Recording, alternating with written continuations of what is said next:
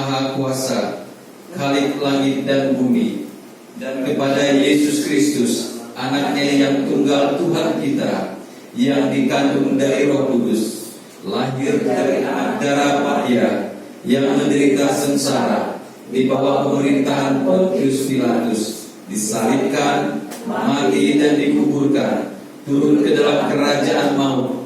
Pada hari yang ketiga bangkit pula dari antara orang mati, naik ke surga, duduk di sebelah kanan Allah, Bapa yang Maha Kuasa.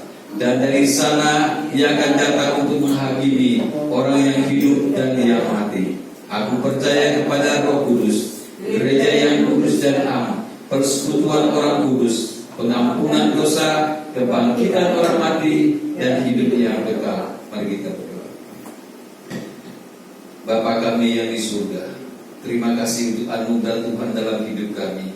Kalaulah hari ini kami boleh berkumpul bersama, beribadah bersama di awal bulan Desember ini, kami mau datang kepada Tuhan dengan hati yang tulus. Kami datang kepada Tuhan dengan hati yang bersih. Itulah sebabnya Bapa di surga, kami mohon pengampunan-Mu, kami mohon penyucian-Mu. Ampunilah kami, sucikanlah kami, supaya kami berkenan di hadapan Tuhan.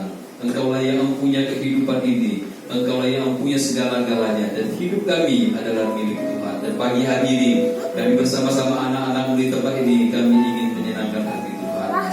Seberapa kami yang telah hadir, Tuhan berkati ibadah kami. Kami mulai ibadah kami ini di dalam nama Tuhan Yesus Kristus. Haleluya. Amin. Silakan duduk.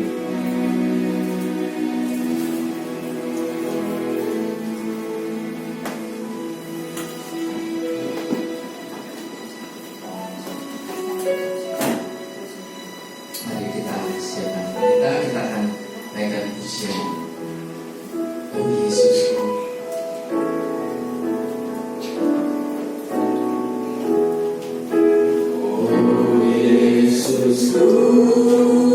Yesus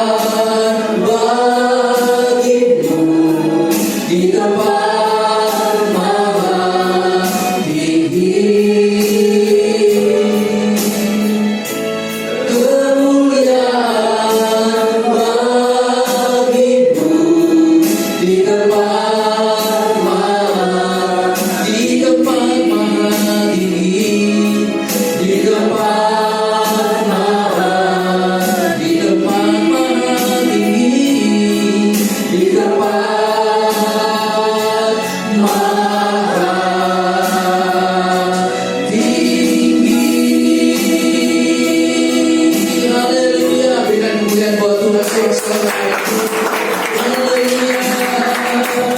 Mari kita menyembah bersama-sama. Haleluya.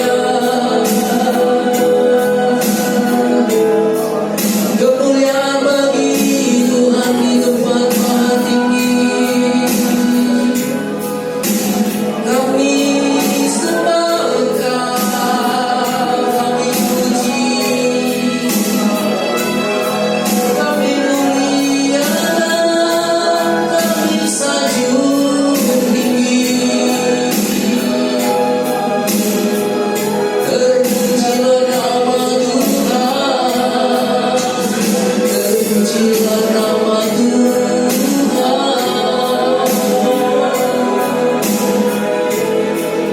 Maha besar, maha kudus, layak terima pujian,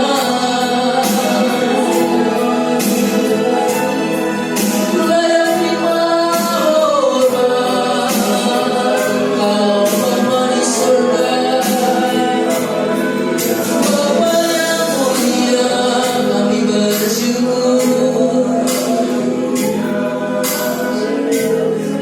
kami bersyukur. Kita naikkan syukur kepadanya. Kita ada di tempat ini hanya karena anugerah Tuhan, hanya oleh karena kemurahan Tuhan saja kita semua boleh di sini mendapatkan kesempatan menikmati hadirat Tuhan. Oh, haleluya. Kami sembah Tuhan, Maharaja maha tinggi, tiada yang seperti-Mu, tiada yang seperti-Mu.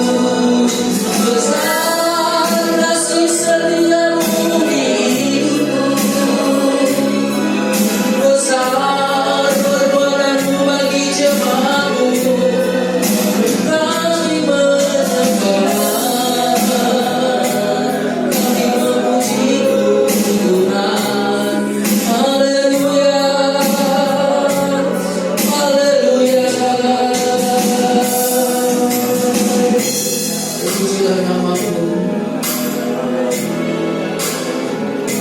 Kaulah Allah yang kupuji, Kaulah Allah yang kusembah.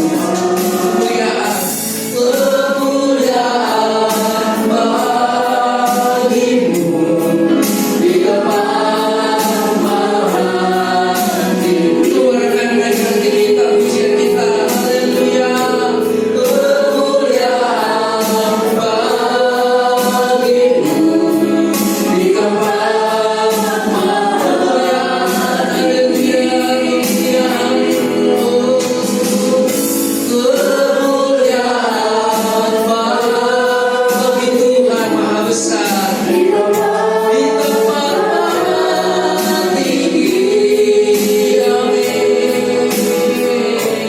Kemuliaan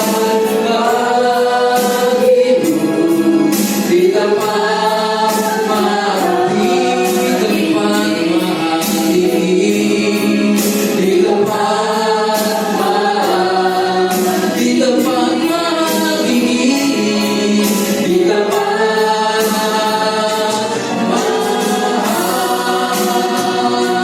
tinggi. Puji nama Tuhan. Amin. Puji nama Tuhan. Haleluya. Puji Tuhan. Mari kita bangkit berdiri bersama-sama, berikan salam satu sama lain, dan berikan senyuman yang paling baik dan paling ceria. Pengharapan kita hanya ada di dalam Yesus saja. Dia mati buat kita, menebus dosa kita semua.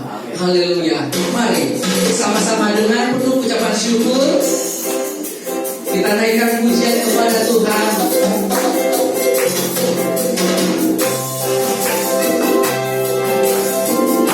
Mari bersama bertepuk tangan.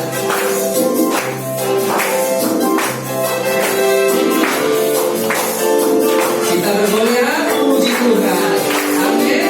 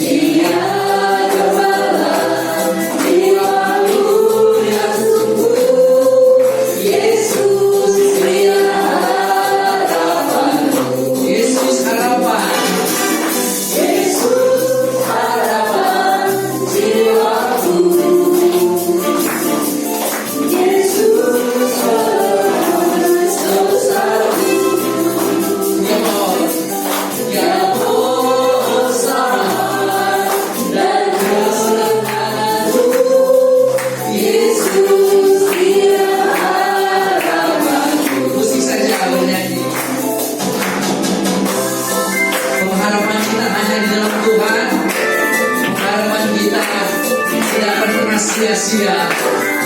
Tuhanlah gadis harapan kita, jiwa kita bergemar bersuka di dalam Tuhan. Ada harapan hari esok yang cerah, yaitu kita boleh ke rumah Bapa surga bersama-sama orang kudus lainnya. Pengharapanku hanya Yesus saja yang bagi atas Golgota. Dia gembala jiwaku yang sungguh. Yesus dia harapanku. Yesus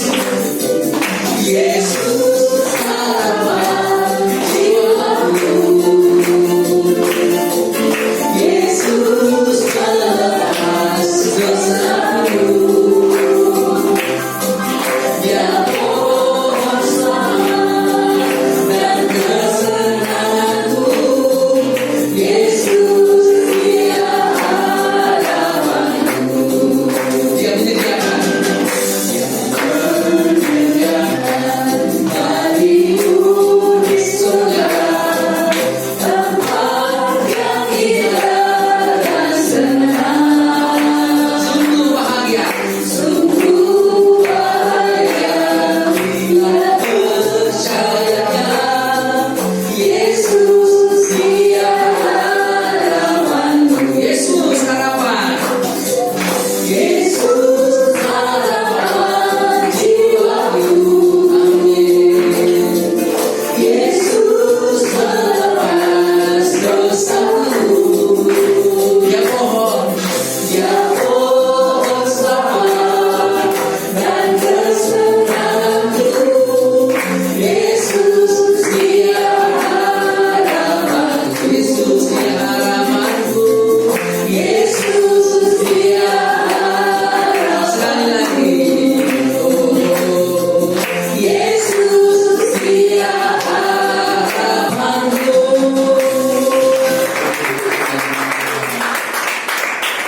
Selamat di tangan Yesus. Kita masih tetap berdiri. Haleluya.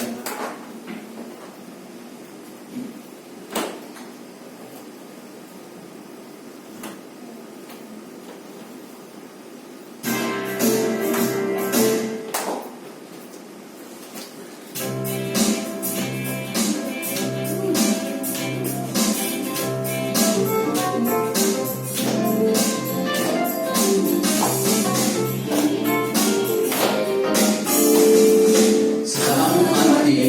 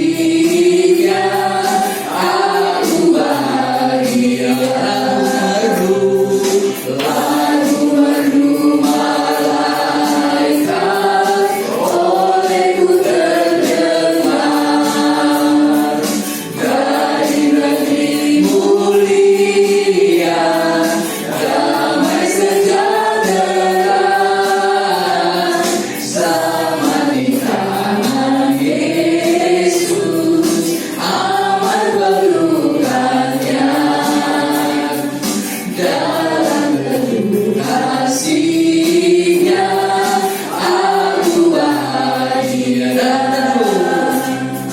dalam teduh kasih-Nya. Aku bahagia dalam teduh kasih-Nya. Aku bahagia. Silakan duduk. Puji nama Tuhan. Hanya ada di dalam Yesus keselamatan. Amin. Kita akan mempersiapkan nanti kita mendengar firman Tuhan.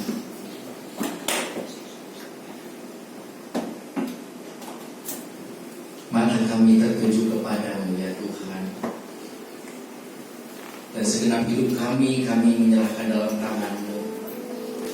Biarlah Engkau berbicara siang ini kepada kami dan menasihati kami semua.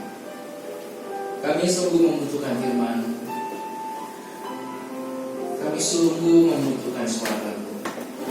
Engkau sendirilah yang berbicara di sini. Kami arahkan hati kami hanya kepada-Mu.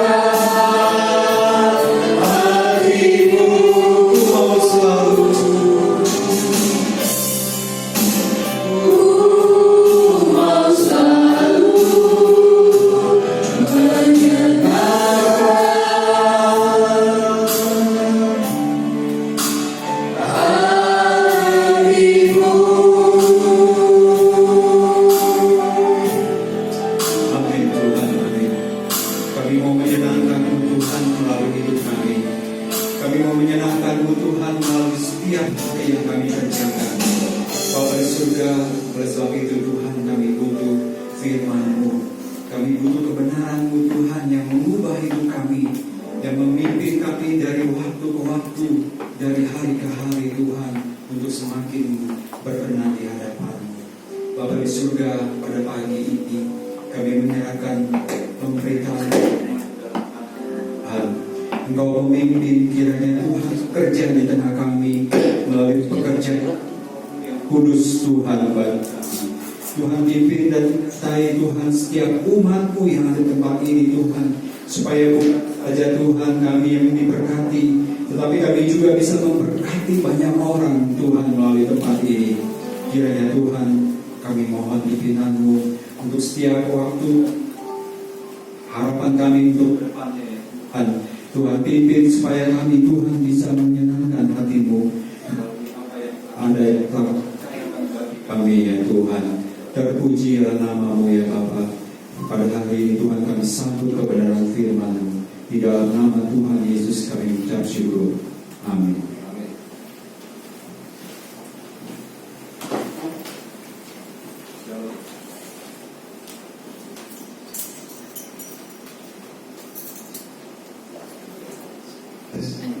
Cek.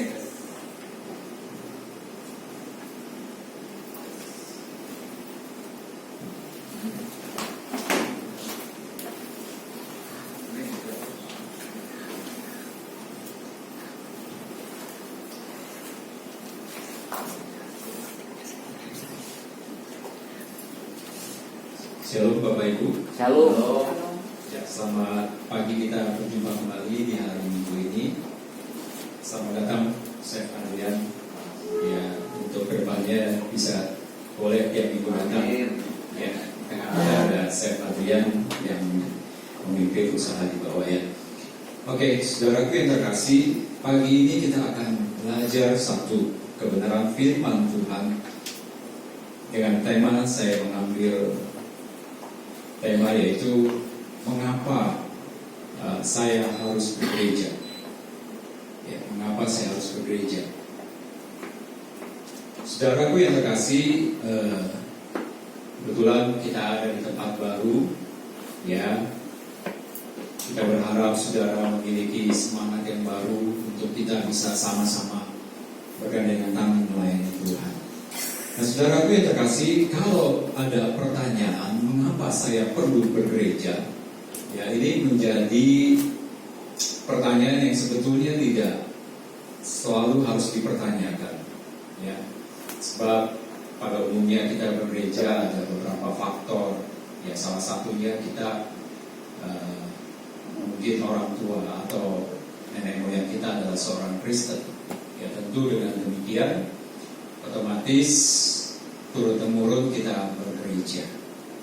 Tetapi saudaraku yang terkasih, kalau kita membaca di dalam perjanjian baru, di mana para rasul-rasul pertama mereka memberitakan firman Tuhan dan membentuk sebuah komunitas jemaat, maka saudaraku pertaruhannya adalah nyawa. Ya. Jadi ketika mereka memutuskan menjadi Kristen, dan artinya itu adalah pengikut Kristus, mereka bersekutu bersama-sama, ya, mereka saling memecahkan roti, artinya melakukan perjamuan dan juga mendengar pengajaran para rasul, maka pertaruhannya adalah nyawa. Ya. Mereka harus bersedia suatu hari mungkin mereka akan teraniaya. Dan saudaraku yang terkasih, mereka ini memiliki banyak pihak yang membencinya, gitu ya, orang-orang percaya pertama. Ya, pada umumnya mereka yang percaya adalah orang-orang Yahudi yang menerima Kristus sebagai Tuhan dan Juru Selamat. Jadi orang ini atau komunitas Yahudi ini memiliki musuh, yaitu saudaranya sendiri, saudara.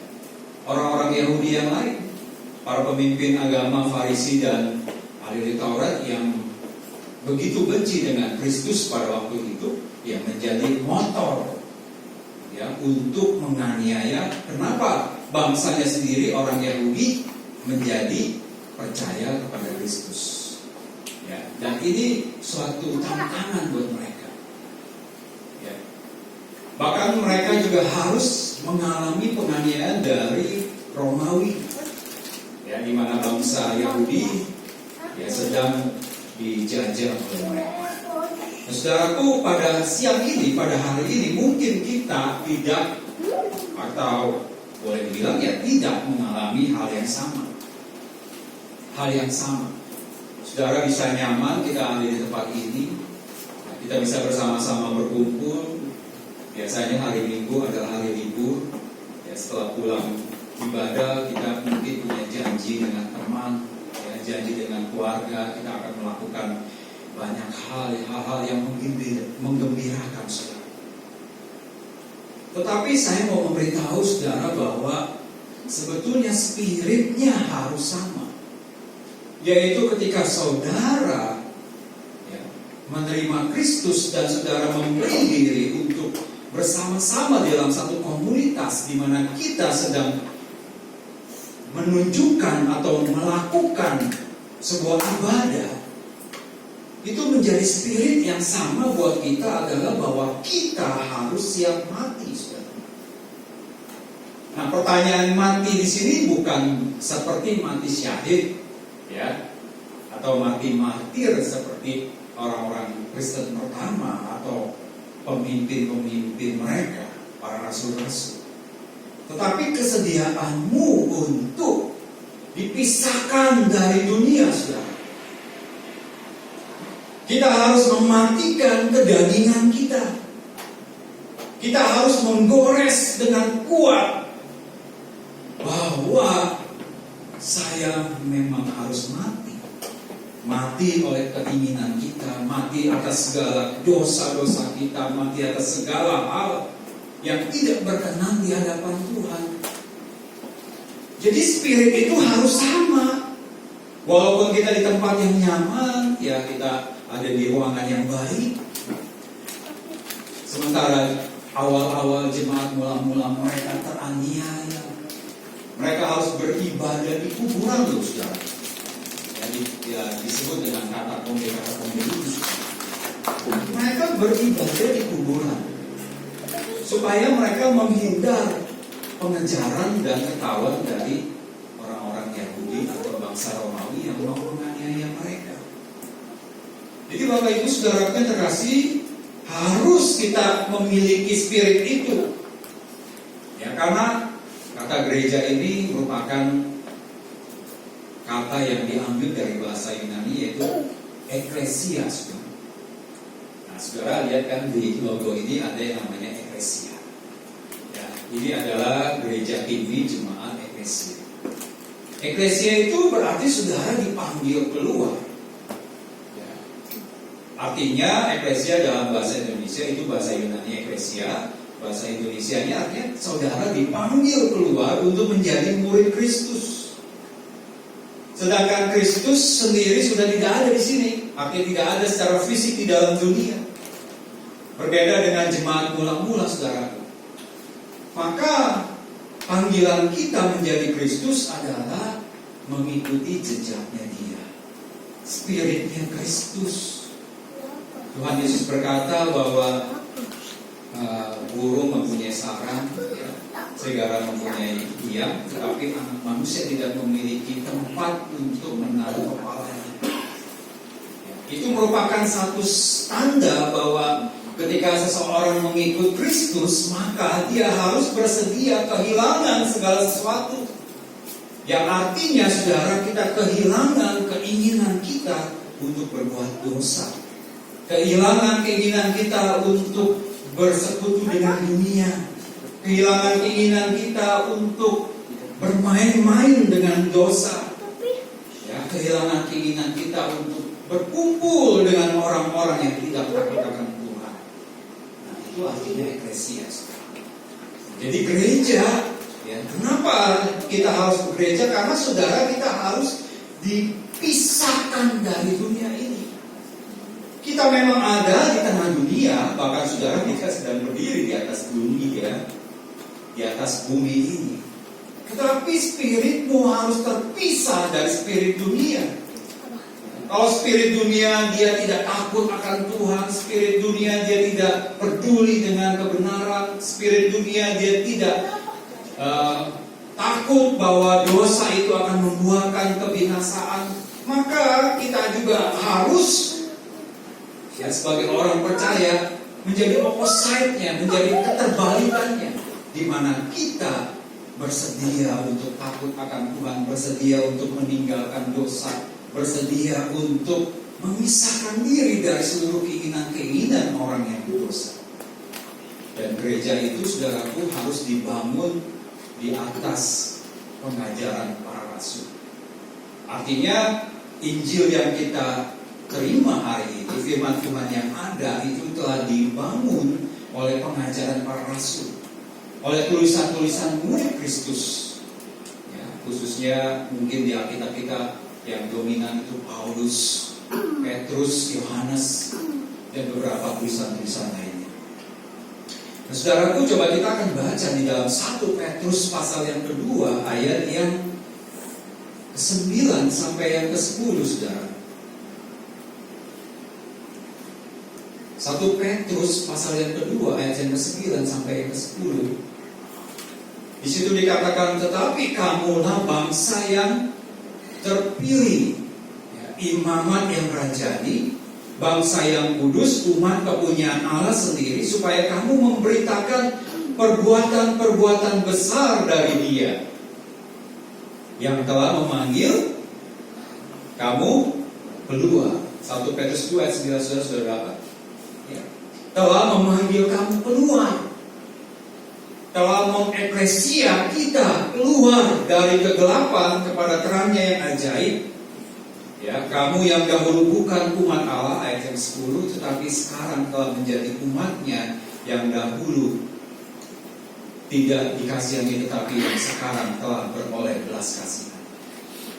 Jadi Bapak Ibu Saudaraku, Petrus memberikan sebuah penghiburan dan semangat kepada orang-orang Yahudi yang teraniaya bahwa mereka adalah bangsa yang terpilih, ya, imamat yang rajani, bangsa yang kudus, dan umat kepunyaan Allah. Ya, bangsa Yahudi itu dulu diaspora, saudara.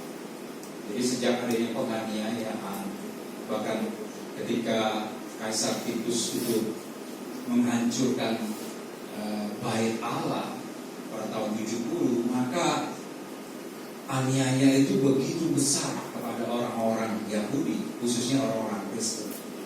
Mereka diaspora, mereka pergi ke bangsa-bangsa, kabur dari tanah airnya.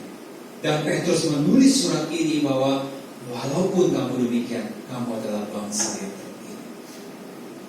Dan sekarang bagi kita yang bukan orang Yahudi, saudaraku, Paulus mengatakan bahwa kamu yang dahulu tidak dipandang karena keselamatan datang dari bangsa Yahudi, sedangkan bangsa yang non Yahudi, ya, itu juga diberitakan berita keselamatan, supaya bangsa yang non Yahudi itu memiliki juga, ya, janji Abraham, janji Allah yang kepada Abraham, di mana bahwa keturunan Abraham menjadi bangsa yang besar. Kita ingat, saudaraku, bahwa Abraham itu bukan orang Yahudi. Abraham itu nenek moyang dari bangsa Yahudi. Dan pada awalnya Abraham bukan orang Yahudi. Nah, saudara, jadi ketika kita memilih bergereja hari ini, maka saudara, kita semua harus memiliki spirit yang sama, yang satu. Bahwa saya dipanggil keluar dan saya sedang dipersiapkan, ya, untuk menjadi bangsa yang kudus, yang oleh karenanya nanti kita akan memberitakan perbuatan-perbuatan Allah yang besar, perbuatan-perbuatan Allah yang ajaib.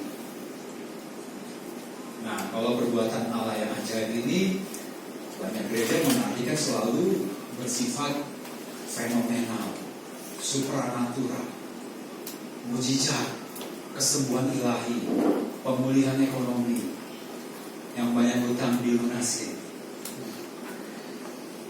yang lagi berbeban berat terlepas bebannya,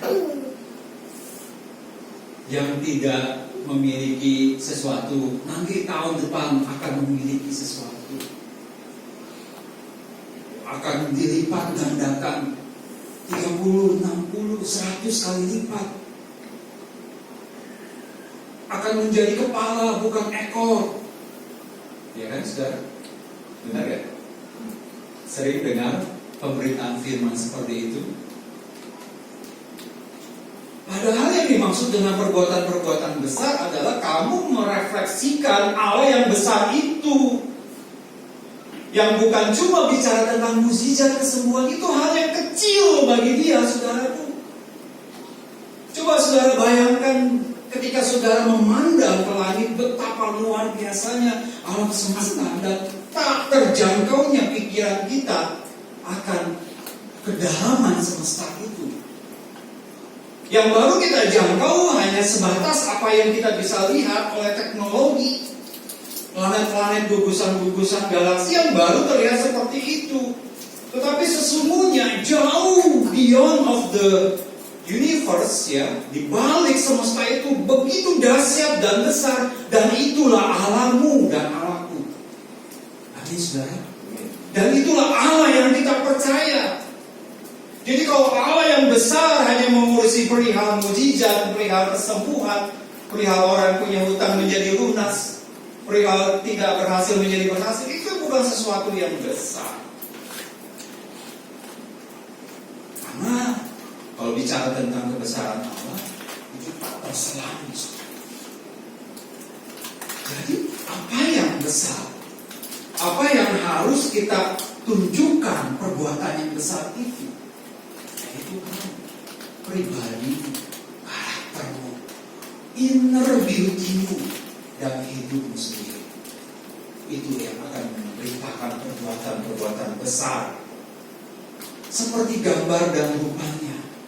Ya, kalau dalam Kejadian, Allah menciptakan manusia seperti gambar dan rupa, like father, like son, seperti anak, seperti bapak, memiliki karakter yang sama,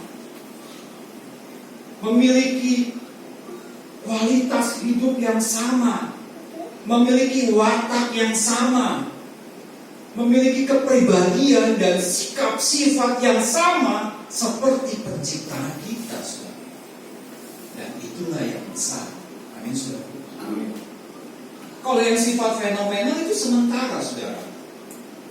Kita sakit, kita berdoa, kita disembuhkan, puji Tuhan.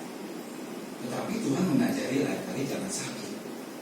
Misalnya, kalau kita sakit karena kita salah makan, kita sembarangan makan, kita tidak jaga pola makan, tidak jaga kehidupan, tidak jaga segala sesuatu yang harus kita percaya, yang Tuhan percayakan, apa itu waktu istirahat dan sebagainya.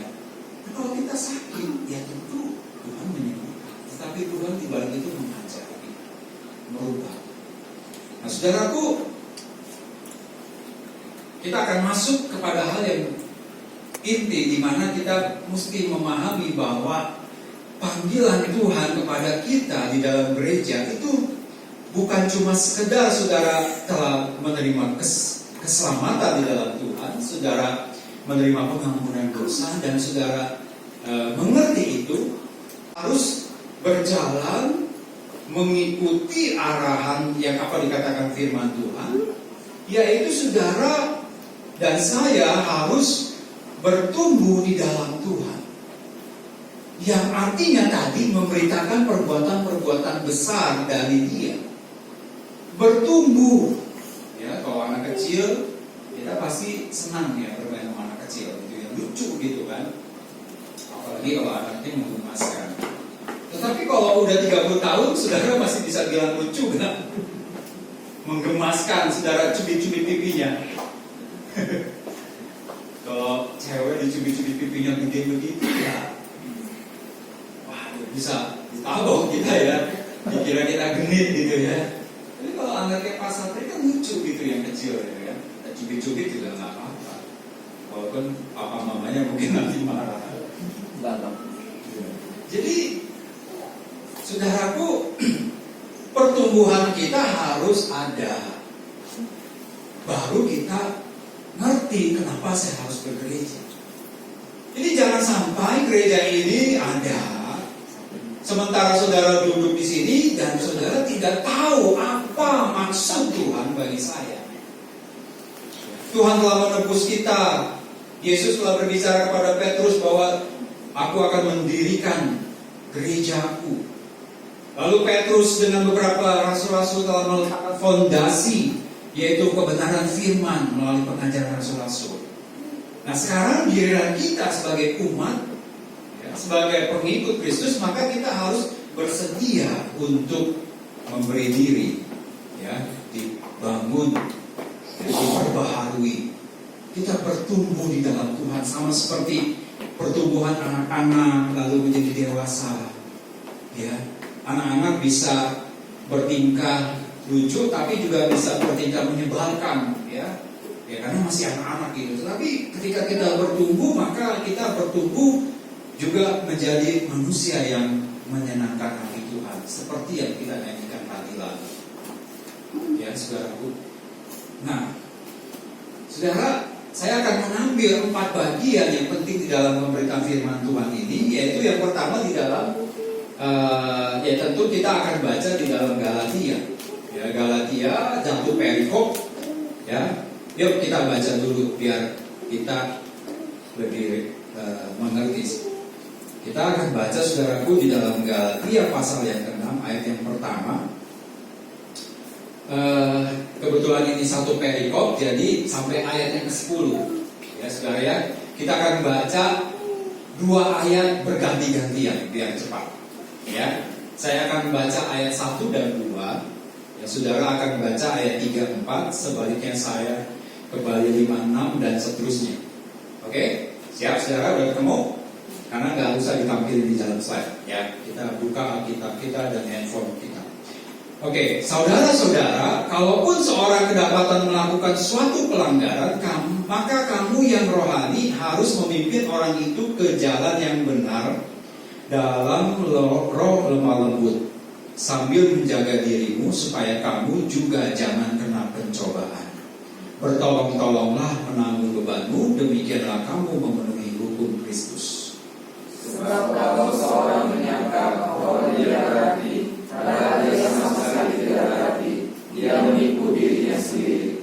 Baiklah jika orang memuji pekerjaannya sendiri, maka ia boleh berpegang dengan keadaan sendiri dan bukan melihat keadaan orang lain. Sebab tiap-tiap orang akan memikul tanggungannya sendiri. Dan baiklah dia yang menerima pengajaran dalam firman, membagi segala sesuatu yang ada padanya dengan orang yang memberikan pengajaran itu. Jangan sesat, Allah tidak membiarkan dirinya mengajar. Makanya kamu orang itu juga akan dimuliakan. Sebab kalau siapa telah dagingnya, dia akan memiliki kesalahan dari dagingnya. Tapi kalau siapa roh, ia akan memiliki Janganlah kita jemu-jemu berbuat baik, karena apabila sudah datang waktunya, kita akan menuai jika kita tidak menjadi lemah. Karena itu, selama masih ada kesempatan bagi kita, marilah kita berbuat baik kepada semua orang, tetapi terutama kepada kawan-kawan kita seiman. Nah, Bapak Ibu saudaraku yang terkasih, di dalam Galatia 6 ini, saudaraku, Paulus yang memberi nasihat dan juga pesan, bahkan sedikit peringatan, ya, kepada jemaat yang ada di Galatia, yang juga menjadi representasi dari umat Kristus, ya, jemaat Tuhan dimanapun berada, ya, supaya dia harus menyadari keberadaannya di dalam komunitas Tuhan, di dalam gereja. Nah, saudaraku, di dalam bagian pertama saya hanya menaruh ayat-ayat, ya, di dalam slide ini. Saudara, dikatakan bahwa kalau seseorang mendapatkan atau kedapatan melakukan suatu pelanggaran, maka kamu yang rohani harus memimpin orang itu ke jalan yang benar. Nah, Bapak Ibu Saudaraku yang terkasih, tentu di dalam hidup kita, ya kita pasti salah dan pernah salah. Ya, tidak ada manusia yang tidak pernah berbuat salah. Tetapi di dalam gereja, saudara, ternyata kesalahan itu menjadi sesuatu yang perlu dipertanyakan. Apakah kesalahan yang dimaksud ya mempunyai potensi seseorang binasa, atau ya kesalahan itu hanya kesalahan normal manusiawi? Nah, di dalam Galatia pasal 6 ini, saudaraku, ayat pertama dikatakan bahwa yang rohani harus memberi teguran atau memimpin orang itu ya supaya ia kembali kepada jalan yang benar.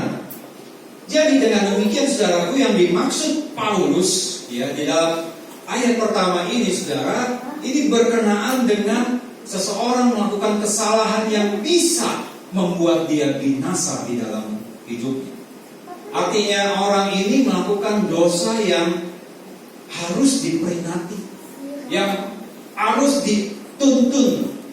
Nah, ketika Paulus menulis tentang harus memimpin orang itu, saudaraku, maka kata memimpin itu adalah berarti memulihkan. Ya, memulihkan. Ya, memulihkan.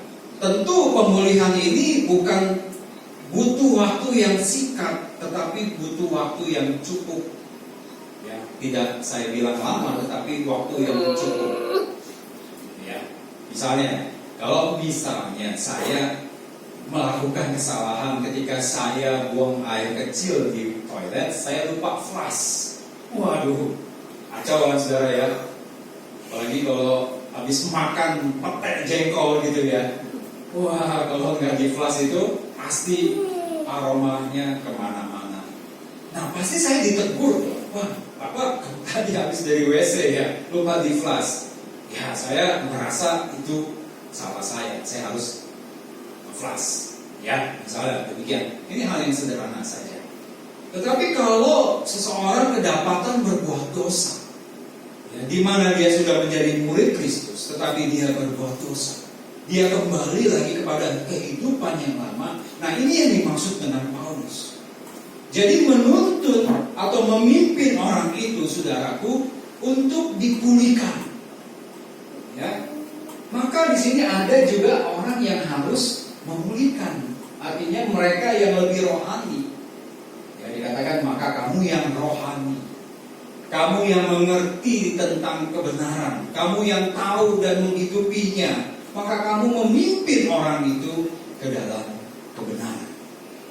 Nah, saudara yang terkasih, ketika kita ditebus dosa, ya, ketika saudara percaya Tuhan, maka saudara harus menyadari bahwa percaya kita kepada Tuhan dan penebusan Tuhan bagi kita, ya, itu tidak menghilangkan kita berpotensi berbuat dosa.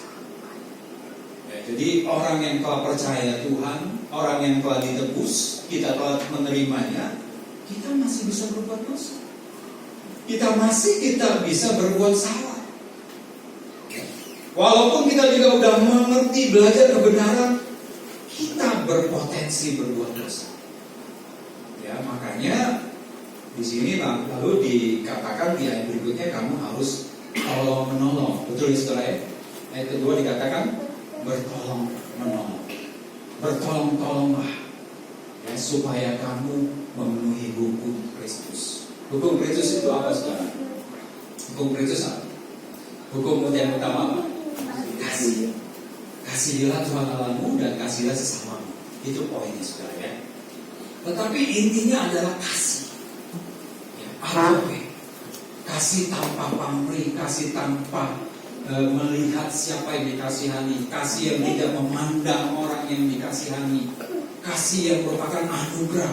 Nah, itu hukum Kristus. Jadi saudaraku, walaupun saudara ada di kehidupan gereja, maka saudara kita menyadari bahwa kita memiliki potensi berbuat dosa. Jadi seorang Kristen yang percaya Kristus bukan berarti kita tidak memiliki potensi berbuat dosa.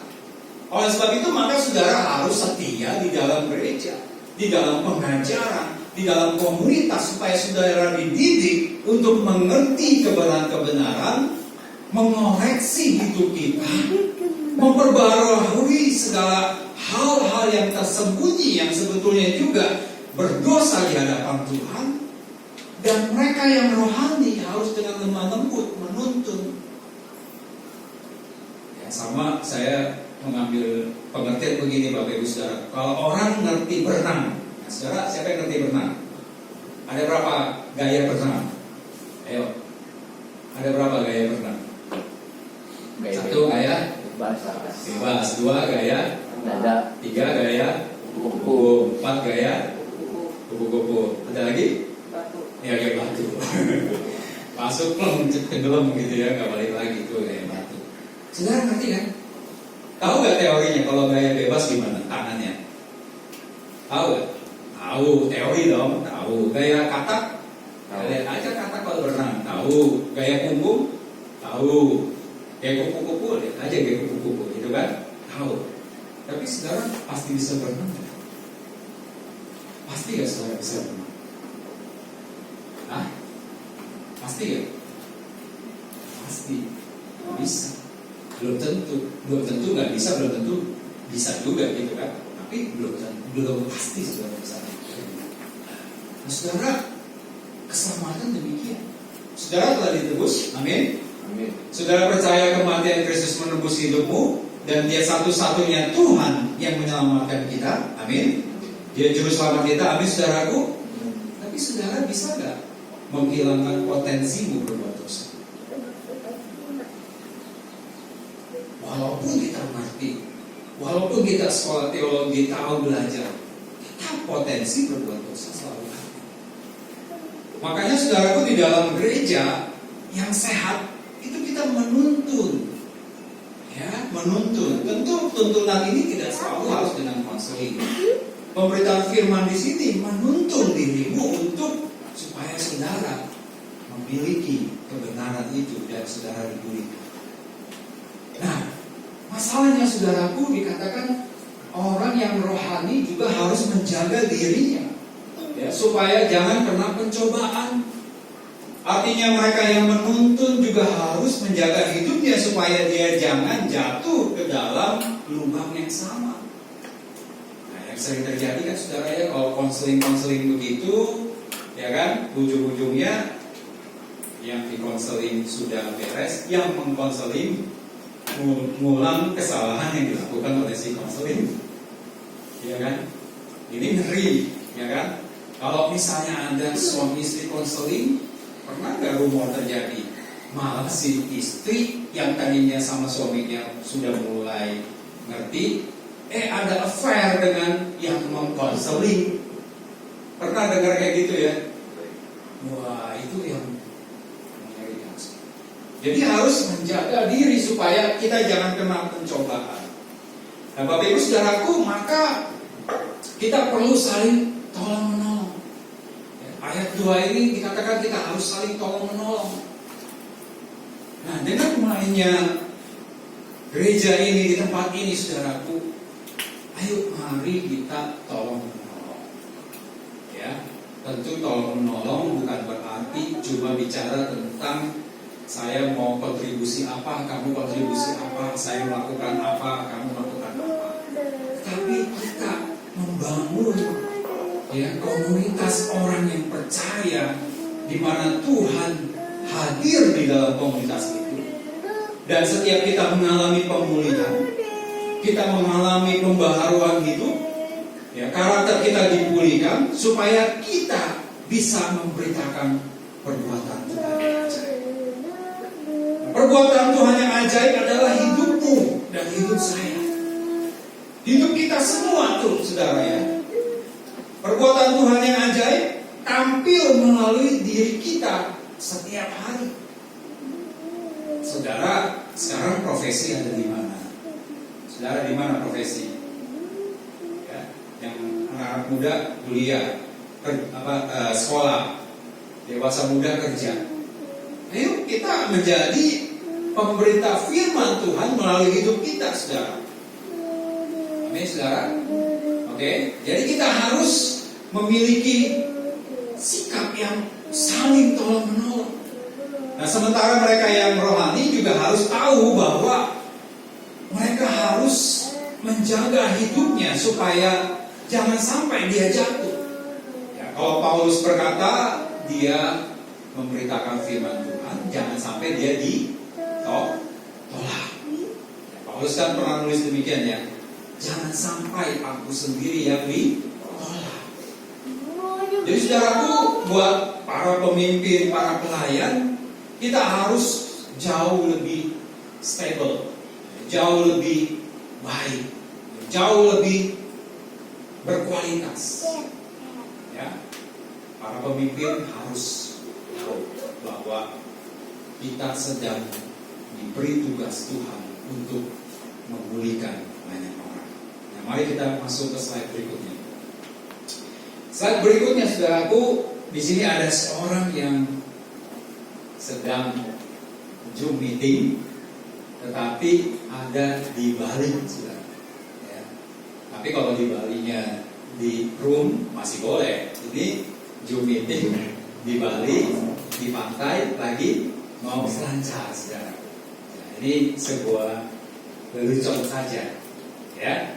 Jadi gambar ini menunjukkan apa yang dikatakan di dalam Galatia 6 ayat 3 sampai 5.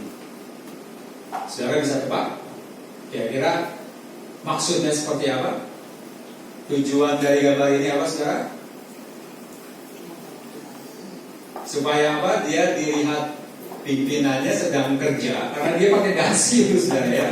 Pernah gak lihat kalau di pantai itu orang pakai dasi, pakai jas, tapi celananya celana pantai, saudara. Ya, jadi kalau di zoom dia kelihatan sedang kerja, seperti di atas meja. Ya kan, selancarnya warna putih itu, ya, di atas meja. Ya, dia sedang interaksi, sedang bekerja, tapi sebetulnya dia sedang holiday, saudaraku. Jadi dia tidak berperilaku yang baik. Ya, jadi seakan-akan dia sedang tampil dengan Zoom yang bersama kantornya, rekan kerjanya, tapi sebetulnya dia tidak bekerja. Nah, saudaraku yang terkasih, di dalam Galatia pasal 6 ayat 3 ya, dikatakan kalau seseorang merasa dirinya berarti, ya, padahal ia sama sekali tidak berarti, maka ia menipu dirinya sendiri. Ya, baiklah tiap-tiap orang memuji pekerjaannya sendiri, maka ia boleh bermegah melihat keadaannya sendiri dan bukan melihat keadaan orang lain. Sebab tiap-tiap orang memikul tanggungannya sendiri. Nah, saudaraku yang terkasih, di dalam 3 ayat ya, di bagian kedua firman Tuhan ini menunjukkan bahwa ya, khususnya bagi kita para pemimpin, para pelayan Tuhan, maka kita tidak boleh ya, kita tidak boleh bersikap ya, seakan-akan kita melakukan pelayanan, tetapi sebetulnya kita sedang menipu diri kita sendiri. Ya. Kita merasa bahwa kita berarti, kita merasa bahwa hidup kita ada di pelayanan, kita merasa telah mendedikasikan hidup kita. Padahal kita menipu diri kita. Kenapa, saudaraku? Karena banyak yang justru yang kita layani justru bukan Tuhan, tetapi diri kita. Ya. Tanpa menyadari kita suka terjebak di dalam hal tersebut. Ya. Kita seakan-akan melayani Tuhan, kita seakan-akan sedang mau menyenangkan Tuhan, kita melakukan kegiatan-kegiatan yang terkesan rohani, tetapi sesungguhnya, saudaraku, kita tidak melakukan untuk Tuhan, tetapi melakukan untuk diri kita sendiri. Dan itu sama dengan kita menipu dirinya sendiri. Ya, jadi selanjutnya di gereja ini, saudara, kita harus membangun sebuah kultur di mana ketika kita memilih dia memberi diri untuk melayani Tuhan di tempat ini, maka kita harus betul-betul melayani Tuhan, bukan melayani manusia. Walaupun kita tidak dihormati, walaupun kita tidak dipandang, tetapi hati kita dan kesungguhan kita hanya kepada Tuhan. Kita tidak sedang memamerkan sesuatu hal yang bisa dipuja-puji manusia. Kita tidak sedang memoles tampilan luar kita supaya seakan-akan orang melihat kita sukses di dalam pelayanan, seakan-akan orang mencap kita sebagai seorang yang penuh kuasa roh dan kita melakukan banyak hal. Tetapi sesungguhnya kita tidak sedang melakukan pelayanan. Kita sedang mencari penghargaan manusia. Kita sedang mengaktualisasi diri kita supaya kita dianggap menjadi seseorang atau something di dalam komunitas gereja, komunitas pimpinan, komunitas pendeta, komunitas pelayanan, apapun namanya. Jangan sampai kita terjebak seperti ini, saudaraku.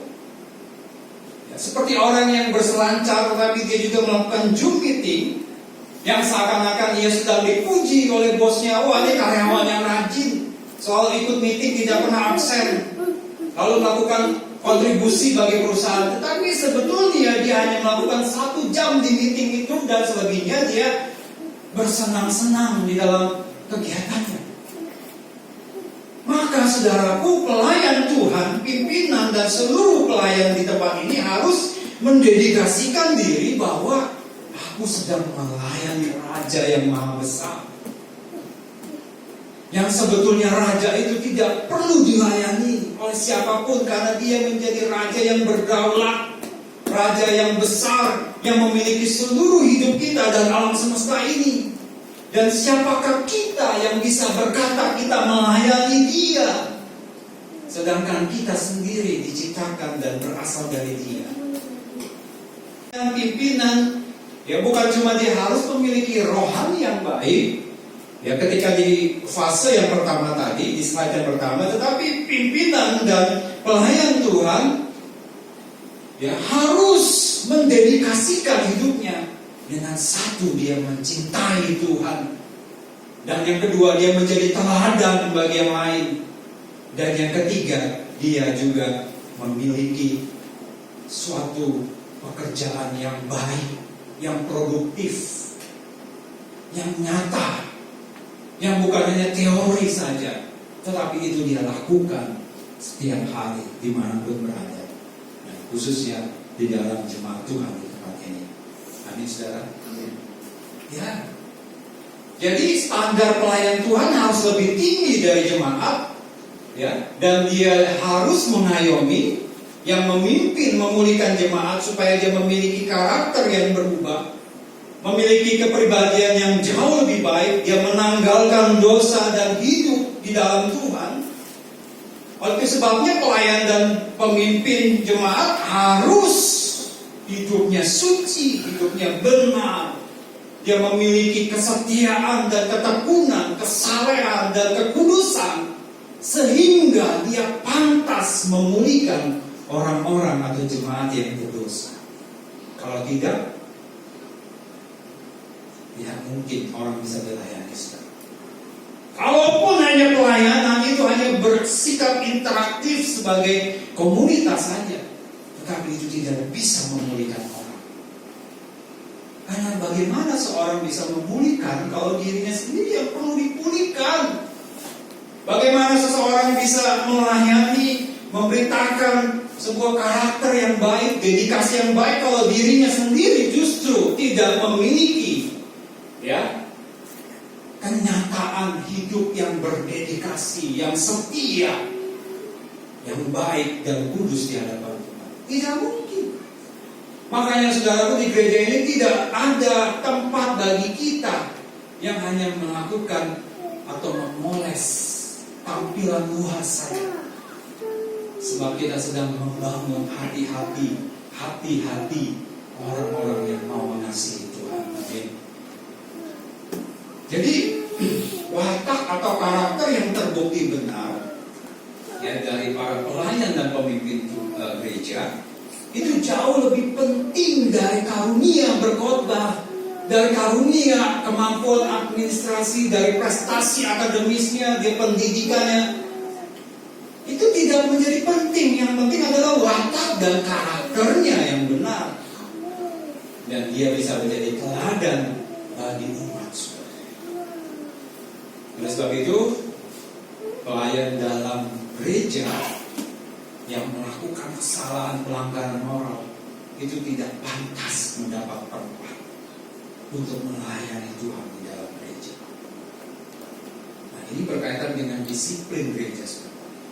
Gereja harus menegakkan disiplin yang benar, yang seperti dibangun oleh bapak-bapak gereja dulu, ya, yang menjaga moralitas dan kekudusan mimbar, menjaga kekudusan setiap orang, sehingga darinya terpancar hati-hati yang mengasihi Tuhan, dan itu bisa menginfluence, membawa jemaat-jemaat Tuhan bisa mengasihi Tuhan. Itu fungsi gereja, ya. Nah, di dalam 1 Timotius 4 ayat 16, saudara boleh buka, saya akan baca. 1 Timotius 4 ayat 16 dikatakan, awasilah dirimu dan awasilah ajaranmu. 1 Timotius 4 ayat 16. Jadi penting bagi kita bukan cuma mengawasi ajaran kita, tapi mengawasi diri kita. Adakah ajaran itu merupakan hidup kita setiap hari? Ya. Jadi pemimpin dan jemaat pelayan Tuhan memang dituntut untuk hidup jauh lebih baik. Bukan bersifat materi, ya saudara. Bukan bersifat penampilan atau apa yang dimiliki, tetapi bersifat watak dan karakter yang baik, yang memiliki kehidupan yang produktif di hadapan Tuhan. Ya. Dia memiliki kehidupan yang nyata bagi sesamanya. Nah, saudara, jadi Galatia 6 ini berbicara bagi kita, ya, satu kumpulan gereja. Dia tidak hanya berbicara tentang jemaat yang harus dipulihkan, jemaat yang harus diajar bahwa kamu memiliki potensi berbuat dosa, kamu harus berubah, kamu harus bertumbuh di dalam Tuhan, mengerti kehendak Tuhan, tetapi juga bagi pelayan Tuhan dan juga bagi pemimpin. Saudara, kita lanjut ke slide berikutnya. Nah, di dalam slide berikutnya, saudaraku, Paulus menulis dua hal, ya, yaitu yang pertama di dalam ayat ke-7 dikatakan jangan apa, saudara? Sesat. Coba kita baca bersama-sama. Jangan sesat. Allah tidak membiarkan dirinya dipermainkan. Karena apa yang ditabur orang itu juga yang akan dituainya. Sebab barang siapa menabur dalam dagingnya, ia akan menuai kebinasaan dari dagingnya. Tetapi barang siapa menabur dalam roh, ia akan menuai hidup yang kekal dari roh itu. Yang pertama, saudara. Nah, Galatia 6 ayat 7 sampai 8 ini sedang memperingatkan kita, jangan sampai kita lupa bahwa Allah tidak bisa dipermainkan. Jangan sesat. Allah tidak bisa dipermainkan oleh apapun. Bahkan Allah berkata, Paulus pernah menulis bahwa Allah tidak pandang bulu, ya, kepada mereka yang mempermainkan Tuhan, maka kamu akan disebut seperti orang yang menabur di dalam daging dan akan menuai ke dalam binasaan. Nah, saudaraku yang terkasih, mari dengan mengerti apa yang ditulis dalam Galatia ini, saudaraku, kita belajar mulai sekarang, ya, bahwa gereja ini harus memimpin saya untuk kita dipulihkan dan kita memimpin hidup kita untuk menjadi teladan dan semuanya dibawa Tuhan untuk berkenan di hadapan Tuhan. Kita sedang menuai dalam roh, saudaraku. Artinya kita menuai pekerjaan-pekerjaan yang bersifat rohani, ya, pekerjaan-pekerjaan yang memperbaharui karakter yang tidak kelihatan. Ya, kalau pekerjaan-pekerjaan Natal itu di sini kan sesuatu yang berwujud, saudara, betul ya. Tetapi ketika kita sedang membangun dan kita menabur di dalam roh, artinya menabur dan membangun sebuah pekerjaan yang tidak kelihatan, tetapi ya itu yang berkenan di hadapan Tuhan. Jadi saudara-saudara, anak muda, jangan sampai tidak gereja. Bukan berarti supaya saudara terikat di dalam gereja ini lalu seakan-akan kami mengikat saudara, tidak. Tetapi saudara harus datang supaya mengerti paling tidak bahwa setiap minggu saya diajar, ya, dipimpin untuk supaya kita bisa dipulihkan. Amin, saudaraku. Saudara bersedia semuanya? Ya, ini masih setengah nih. Kita kalau penuh, saudara harus ya ajak teman-teman yang masih kosong ini dipenuhi, saudaraku. Ya.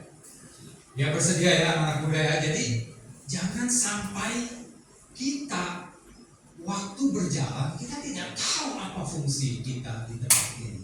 Apa mau Tuhan, kenapa kita harus bergereja. Nah, ini slide yang terakhir, saudara. Slide yang terakhir, ingat, di dalam pekerjaan Tuhan kontribusimu ada. Jadi setiap kita, saudaraku, dipandang ya, saudara memiliki ya kesempatan untuk berbakti kepada Tuhan. Salah satu yang paling dicatat Paulus adalah bahwa mereka yang menerima pengajaran firman harus mendukung pekerjaan Tuhan. Nah, anak muda pasti suka ngafe kan? Sering atau jarang? Sering apa jarang? Alah, jarang. Sering kali. Ya, di dari ini banyak kafe loh. Ya, nanti habis dari sini mau ke kafe mana? Sekarang kalau anak-anak muda kalau lagi kafe berapa duit tuh sekali habis? Ayo, satu orang kalau minum makan berapa duit? Hah? Paling tidak 70, 100 itu baru sekali loh. Setiap minggu, sebulan berapa kali? Saudara udah habis berapa duit, betul lah. Tapi kalau saudara bergereja ada memberi persembahan ya? Nah, ngumpet semuanya kan. Ada nggak memberi persembahan nih saudara? Hah? Loh. Amin saudara. Jadi jangan lupa ya, di tempat ini kita belajar untuk memberi. Ya, jadi saudara di ayat terakhir ini dikatakan, mari kita mendukung pekerjaan. Apalagi saudara telah mendapatkan pengajaran firman. Ya, saudara telah mendapatkan roti rohani. Saudara telah mendapatkan ya air rohani yang menyejukkan. Saudara harus juga mengembalikan itu sebagai tanda kita berkorban kepada Tuhan. Dan yang terakhir, jangan jemu-jemu berbuat baik. Berbuat baik, terutama kepada siapa saudara? Kepada siapa? Kepada siapa? Saudara sendiri. Alkitab dengan tegas kita prioritaskan saudara seiman. Setelah saudara saling tolong menolong seperti ayat yang kedua tadi, maka baru kita bisa keluar menjaga orang. Baru kita keluar memberitakan firman. Baru kita keluar menjadi saksi Tuhan. Tetapi itu dimulai di dalam gereja. Saudara tahu dan saudara mau melakukan ini? Amin saudara. Amin saudara. Sudah mengerti ya? Mari kita mau bekerja di tempat Tuhan, di ladang Tuhan. Yang saudara di tempat ini, saudara diundang supaya saudara juga memberi hidup bagi pekerjaan Tuhan. Amin.